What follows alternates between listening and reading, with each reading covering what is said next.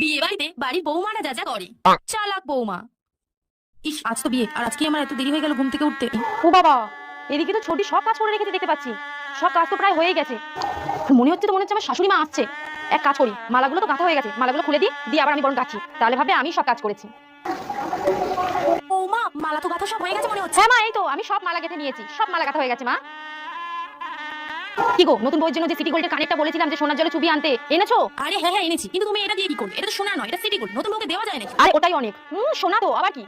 আরে নতুন বউয়ের মুখটা কি সুন্দর দেখতে লাগছে গো। এই দেখো, তোমার ভাসুর না তোমার জন্য সোনার এই দুটো কানের এনেছে গো, জানো 20,000 টাকা দাম নিয়েছে। সবাই শোনো, 20,000 টাকা দাম নিয়েছে সোনার দুটো কানের, জানো? সবাইকে বলে বেড়ালাম 20,000 টাকা দাম নিয়েছে। সিটি গোল্ড কিভাবে সোনা বলতে হয় চালাক বউ জানি। শোনো বৌমা, এ বাড়িতে একটা নিয়ম আছে, সবাই খাবে তারপরেই বৌমারা খাবে। কিন্তু মা, আপনি তো জানেন সারাদিন আমি খেটেছি, কত কাজ করেছি, প্রচুর কাজ করেছি, আমার তো প্রচুর খিদে পেয়ে গেছে। আর জানেন তো আমি না খেয়ে থাকতেই পারিনি, এমনি সারাদিন আমি খাইনি মা। ঠিক আছে বৌমা, তাহলে তুমি ওদের সাথে